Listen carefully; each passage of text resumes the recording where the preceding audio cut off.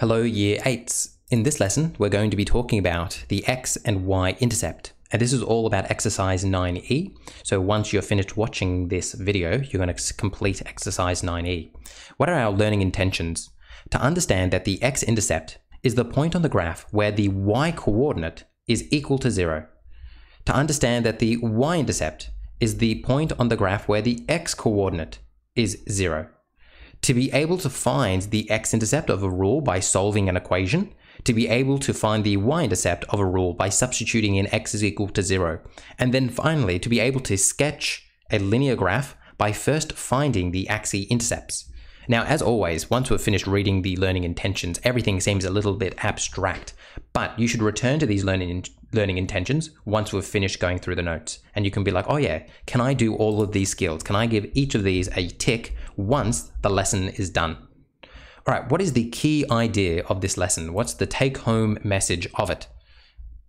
Here we read, we know that the Y-intercept marks the point where the line cuts the Y-axis.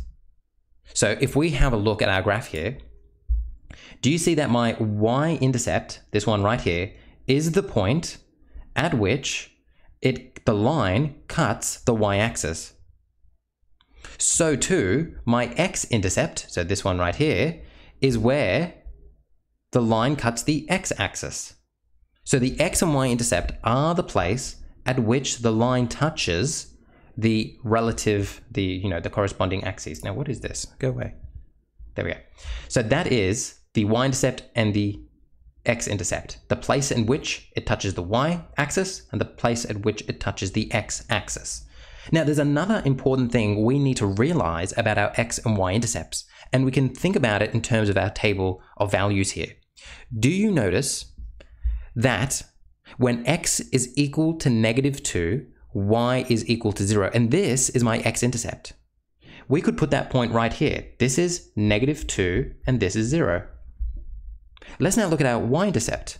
My Y-intercept is when X is equal to 0, Y is equal to 2. Well, if I come over here, that's that point right there. So what you need to realize, and this is very, very important, it's extremely important, that my X-intercept occurs when Y is equal to 0. So my X-intercept occurs when Y is equal to 0, and my Y-intercept occurs when X is equal to 0. So when X is equal to 0, I get my Y-intercept. And you can see that by looking at these coordinates here. Do you see how this one has a Y value that is 0, and this one has an X value that is 0? That is extremely important. And just to hammer home this point, let's work through another similar example. We've done this type of example many times before. You should be able to pause this video and be able to fill out this table of values based on this and be able to graph it as well. And the points I want you to do this for are going to be start from -1, then go all the way to 2.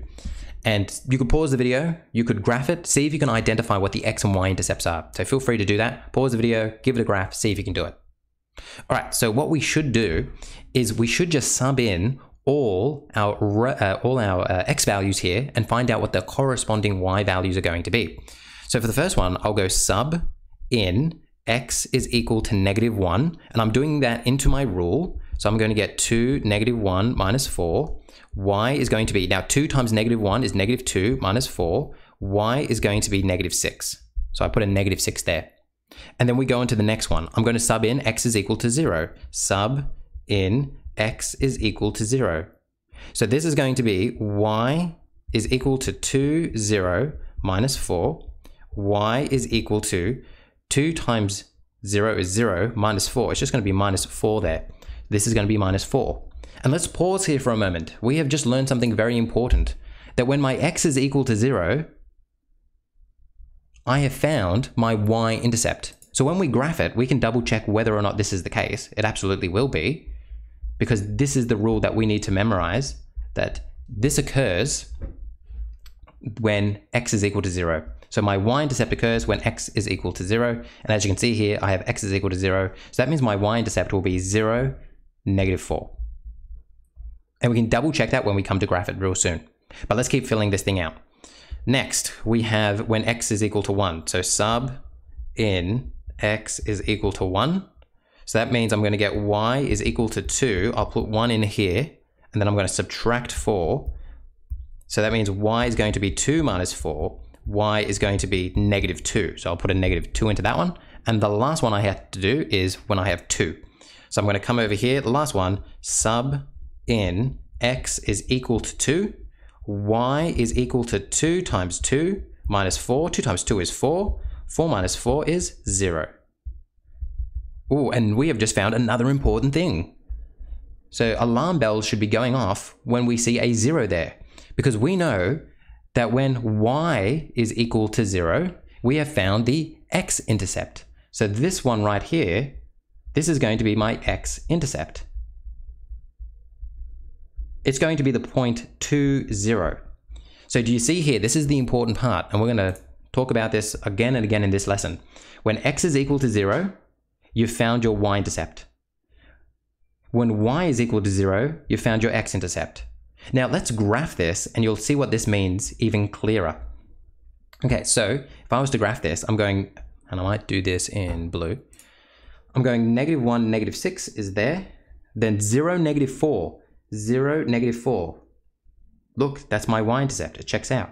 1, negative 2, and then 2, 0. This is where you now grab a ruler. I do not have a ruler, so I'm going to do it like that. Do you clearly see here? Do you clearly see that this thing right here, this, label it, write x-intercept. It occurs at the point 2, 0, where my y value is 0.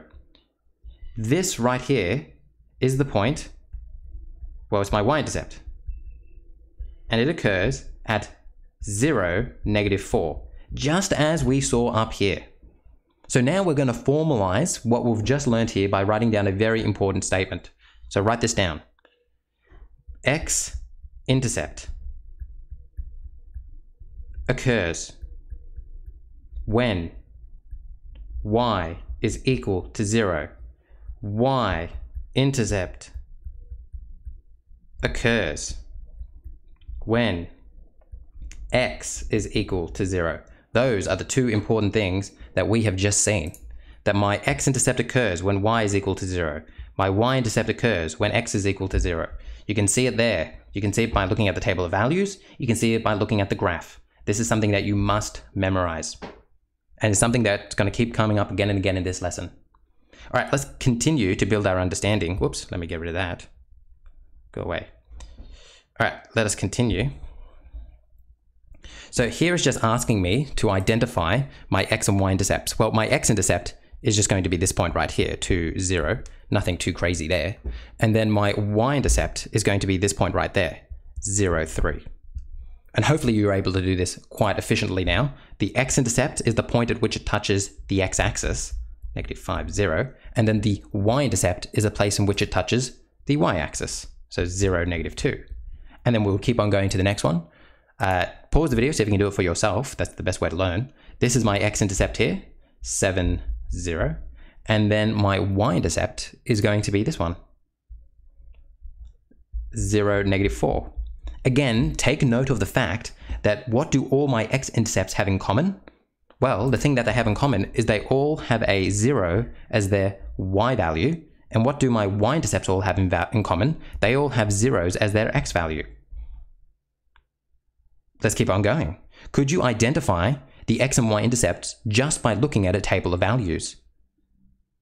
Well, my x-intercept occurs, you could even write this down, when y is equal to 0. Let me write when. That's what I know. So I would come here and I'd be like, look, negative 2, 0. My y is equal to 0. We've done it. Let's see if we can now do the next one. Let me grab a green. When does my y-intercept occur? When x is equal to 0. Well, here's where x is equal to 0. So it's going to be the point 0, negative 5. And then we'll keep on going. See if you can pause the video and do the next one yourself. So you should have said, well, my x-intercept occurs when y is equal to 0. My x-intercept occurs when y is equal to 0. It would be this one over here, because this is where my y is equal to 0. So it's going to be the point 4, 0. And then my y-intercept occurs over there when x is equal to 0. So it's going to be the point 0, 4. So you're just looking out for those things. X-intercept occurs when y is equal to 0.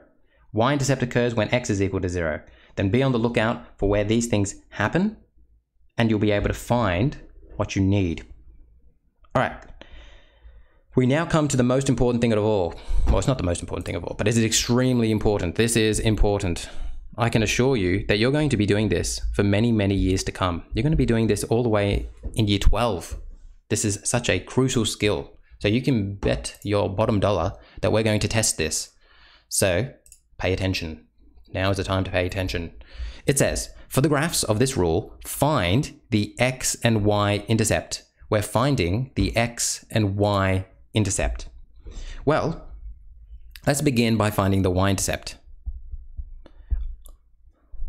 And I normally just write Y-int because I'm lazy. My Y-intercept, actually let me write intercept just in case it confuses people. My Y-intercept occurs when x is equal to 0. So write that down. It's always good just to write that down. Just kind of situate yourself. And again, because I'm lazy, what I would normally do is just write Y-int when x is equal to 0. That's what I would write. I wouldn't actually write, because every time I don't want to be writing out Y-intercept. I'm just going to go Y-int happens when x is equal to 0.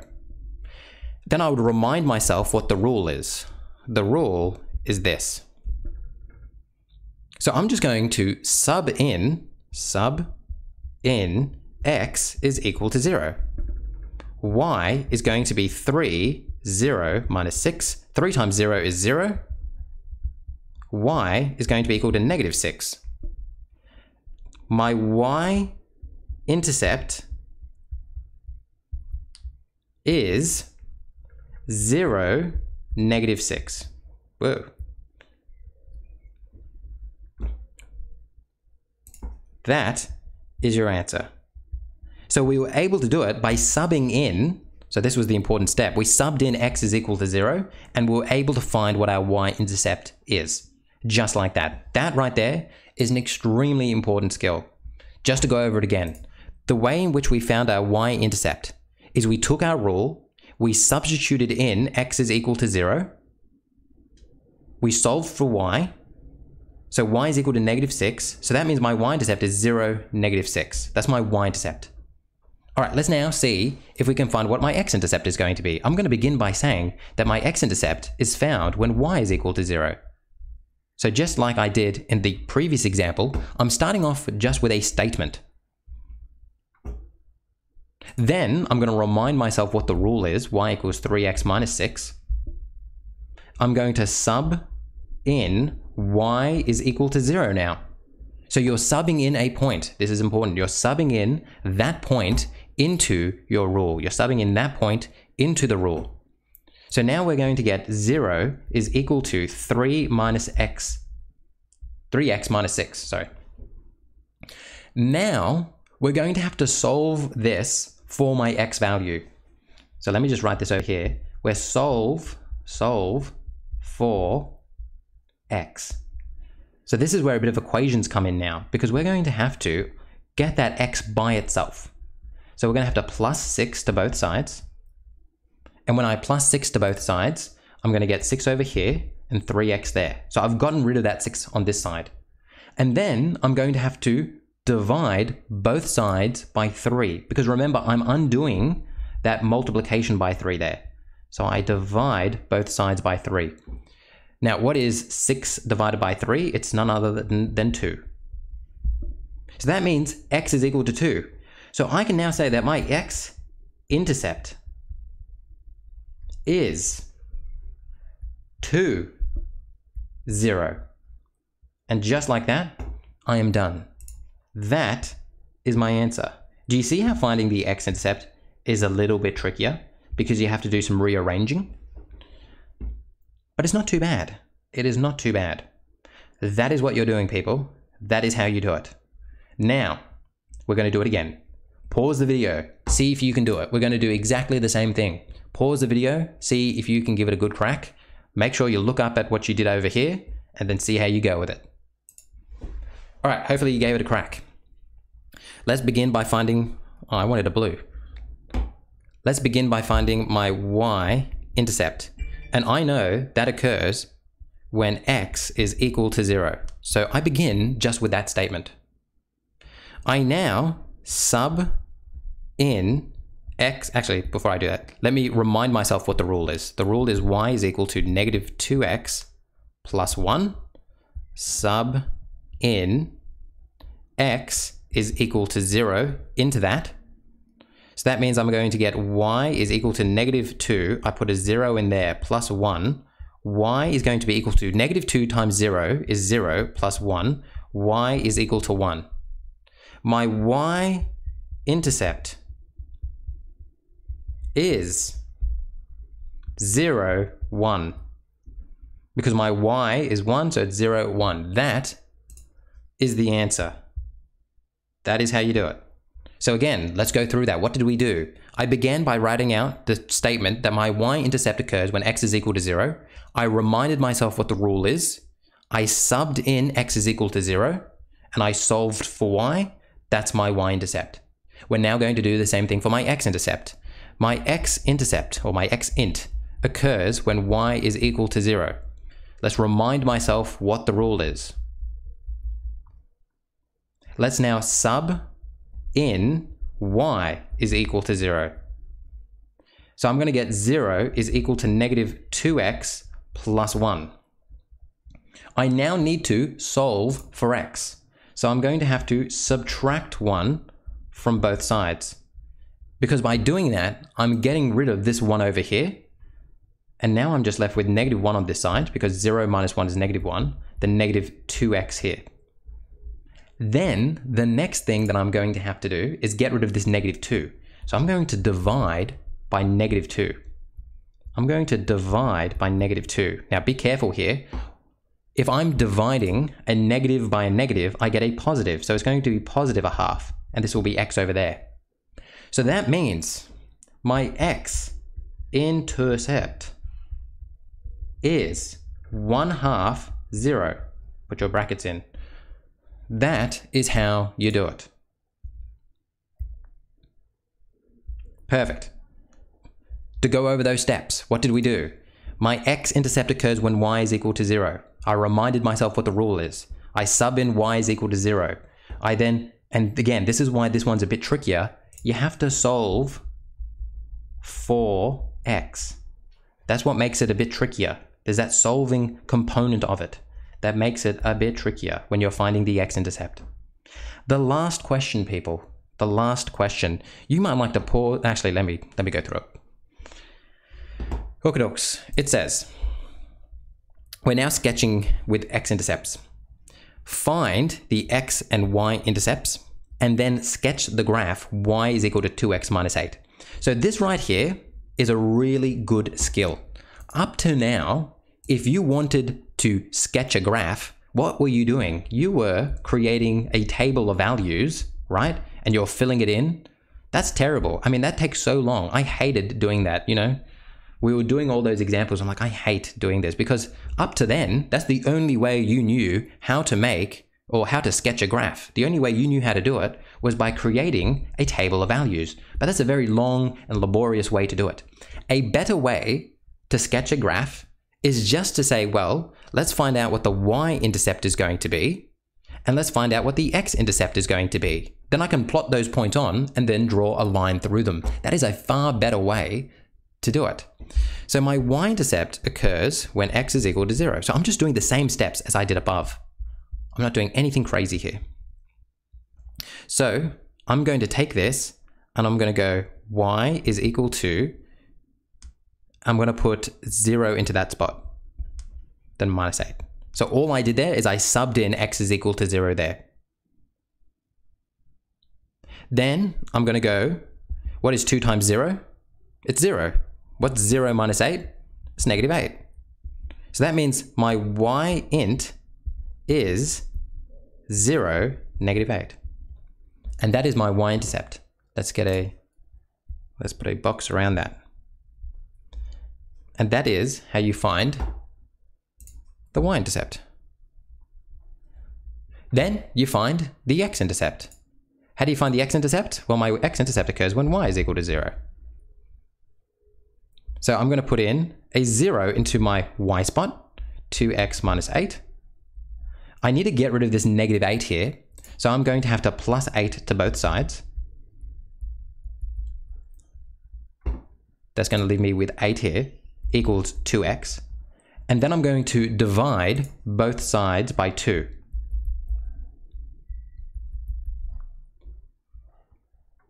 Whoopsie daisy. So that's going to leave me with 4 is equal to x. So what does that mean? That means my x-intercept is 4, 0. We're not done yet. We're nearly there. This is the last question. There we go. Now that we have both of these points, we can plot them. I know that 0, negative 8 is down here, right? That's 0, negative 8. And I know that 4, 0, actually this should be a bit further down. And this should be like over here. And this is the point 4, 0. I only need 2 points to draw a straight line. So once I've gotten these straight lines, get a ruler, don't do this just freehand, and draw a line through them. Now I don't have a ruler, so I'm gonna have to just do this. What is this line? This line is this thing right here. So right next to it, it's always a good idea to write next to it what it is. It's y is equal to 2x minus 8. We were just able to sketch this graph by finding our x and y intercepts. How amazing is that? We were able to sketch this graph, y equals 2x minus 8. That's this line right here. This line right here is y is equal to 2x minus 8. That's what it is. And we were able to do it by finding our y-intercept and our x-intercept. We plotted them, we drew a line through them, and we're done. Isn't this a much better way than doing it than drawing a table of values? It's so much quicker. Why is that all the way over there? All right, everyone, that is it. Hopefully you found this video helpful. I really think that the video format benefits this topic.